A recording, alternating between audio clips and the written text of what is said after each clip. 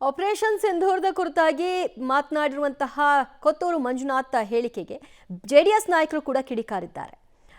ಯಾವ ರೀತಿಯ ಹೇಳಿಕೆಯನ್ನ ಕೊಡೋ ಮೂಲಕವಾಗಿ ನಿಮ್ಮ ಮನಸ್ಥಿತಿ ಏನು ಅನ್ನೋದನ್ನ ತೋರಿಸ್ತಾ ಇದ್ದೀರಿ ಅಂತ ಕಾಂಗ್ರೆಸ್ ಶಾಸಕನ ಹೇಳಿಕೆಯನ್ನ ಖಂಡಿಸಿದ್ದಾರೆ. ಟ್ವೀಟ್ ಮೂಲಕ ಕಾಂಗ್ರೆಸ್ ವಿರುದ್ಧ ಜೆಡಿಎಸ್ ಕಿಡಿಕಾರಿದೆ.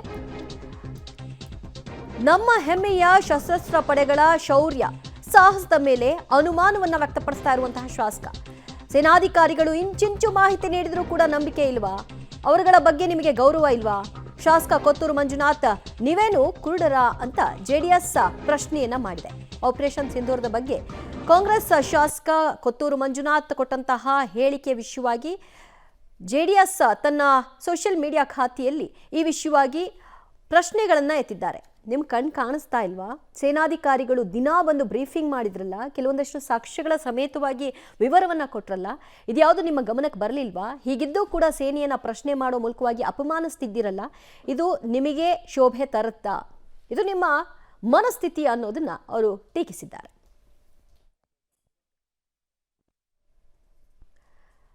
ಮತ್ತಷ್ಟು ಮಾಹಿತಿ ಪಡೆಯೋಣ ನಮ್ಮ ಪ್ರತಿನಿಧಿ ಮಸೂದ್ರಿಂದ. ಮಸೂದ್, ಕೊತ್ತೂರು ಮಂಜುನಾಥ್ ಹೇಳಿಕೆಯನ್ನ ಕಾಂಗ್ರೆಸ್ನ ಒಬ್ಬ ನಾಯಕ ಕೂಡ ಖಂಡಿಸಲಿಲ್ಲ, ಬದಲಾಗಿ ಅದನ್ನ ಸಮರ್ಥನೆ ಮಾಡ್ಕೊಂಡು ಹೋಗ್ತಿದ್ದಾರೆ. ಅಂದ್ರೆ ಇದು ಪಕ್ಷದ ಸ್ಟ್ಯಾಂಡಾ ಅಥವಾ ಅವರ ವೈಯಕ್ತಿಕನಾ?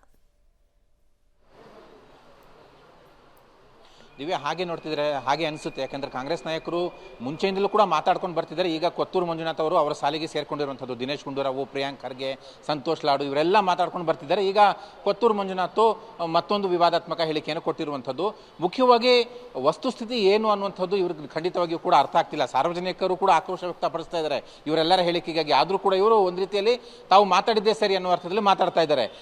ಯಾವಾಗ ಪಾಕಿಸ್ತಾನದ ಮೇಲೆ ಆಪರೇಷನ್ ಸಿಂಧೂರು ದಾಳಿ ಮಾಡಲಾಯಿತು, ಆಪರೇಷನ್ ಸಿಂಧೂರು ಕಾರ್ಯಾಚರಣೆ ಮಾಡಲಾಯಿತು, ಆ ಸಂದರ್ಭದಲ್ಲಿ ಒಪ್ಕೊಂಡ್ರು, ಎಲ್ಲರೂ ಕೂಡ ಶ್ಲಾಘನೆ ವ್ಯಕ್ತಪಡಿಸಿದ್ರು, ಭಾರತೀಯ ಸೇನೆಗೂ ಕೂಡ ಮೆಚ್ಚುಗೆ ವ್ಯಕ್ತಪಡಿಸಿದ್ರು.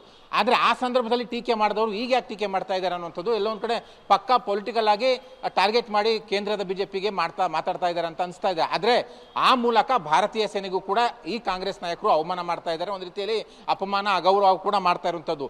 ಈಗ ಒಂದು ರೀತಿಯಲ್ಲಿ ಪಹಲ್ಗಾಮ್ ದಾಳಿಯನ್ನೇ ಒಂದು ರೀತಿಯಲ್ಲಿ ಅನುಮಾನಾಸ್ಪದವಾಗಿ ಕೊತ್ತೂರು ಮಂಜುನಾಥ್ ನೋಡ್ತಾ ಇದ್ದಾರೆ ಅಂತಂದ್ರೆ ಎಲ್ಲ ಒಂದು ಕಡೆ ಇವರೇ ಅವ್ರನ್ನ ಒಳಗಡೆ ಬಿಟ್ಕೊಂಡು ನಮ್ಮವ್ರನ್ನ ಗುಂಡಿಟ್ಟು ಕೊಲ್ಲೋ ಥರ ಮಾಡಿದ್ದಾರೆ, ಆ ಪ್ಲಾನ್ ಮಾಡಿರ್ಬೋದು ಅನ್ನುವಂಥದ್ದಾಗಲಿ, ಅಥವಾ ಬೂಟಾಟಿಕೆಗೆ 4-5 ವಿಮಾನ ಪಾಕಿಸ್ತಾನದ ಕಡೆ ದಾಳಿ ಮಾಡೋ ಥರ ನಾಟಕ ಮಾಡಿದ್ದಾರೆ ಅನ್ನುವಂಥ ಹೇಳಿಕೆ ಆಗಲಿ, ಇವೆಲ್ಲವೂ ಕೂಡ ಖಂಡಿತವಾಗಿಯೂ ಕೂಡ ಭಾರತೀಯ ಸೇನೆಗೆ ಅವಮಾನ ಮಾಡುವಂಥ ಹೇಳಿಕೆಗಳೇ.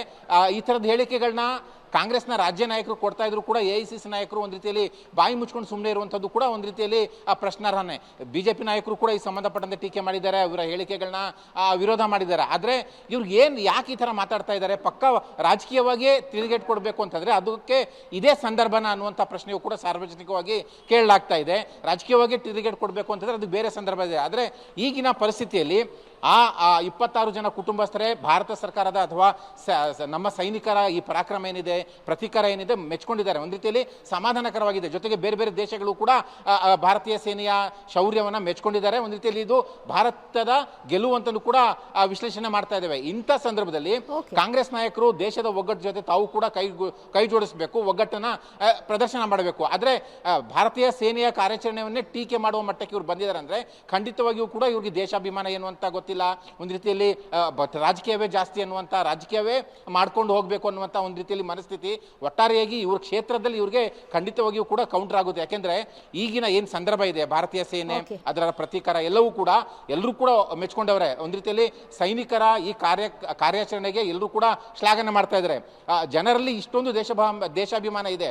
ಚುನಾವಣೆ ಸಂದರ್ಭದಲ್ಲಿ ಇವರ ಹೇಳಿಕೆಗಳೆಲ್ಲವೂ ಕೂಡ ಜನ ಮರೆಯಲ್ಲ, ಖಂಡಿತವಾಗಿಯೂ ಕೂಡ ಕೌಂಟರ್ ಕೊಡ್ತಾರೆ, ತಕ್ಕ ಪಾಠ ಕಲಿಸ್ತಾರೆ. ಒಟ್ಟಾರೆಯಾಗಿ ಕಾಂಗ್ರೆಸ್ ನಾಯಕರು ಈ ಥರದ ರಾಜಕೀಯ ಹೇಳಿಕೆಗಳನ್ನ ಬಿಡಬೇಕು, ಭಾರತೀಯ ಸೇನೆಗೆ ಅವಮಾನ ಮಾಡುವಂಥದ್ದು ಕೂಡ ಬಿಡಬೇಕು ಅನ್ನುವಂಥದ್ದು ಕೂಡ ಸಾರ್ವಜನಿಕವಾಗಿ ಆಗ್ರಹ ಬರ್ತಾ ಇದೆ. ಜೊತೆಗೆ ಬಿಜೆಪಿಯಿಂದಲೂ ಕೂಡ ಇವ್ರ ವಿರುದ್ಧ ಹೋರಾಟ ಮಾಡಬೇಕು ಅನ್ನುವಂಥ ಚಿಂತನೆ ಕೂಡ ನಡೀತಾ ಇದೆ. ದಿವ್ಯಾ, ಥ್ಯಾಂಕ್ ಯು ಮಸೂದ್, ನಿಮ್ಮೆಲ್ಲ ಮಾಹಿತಿಗೆ.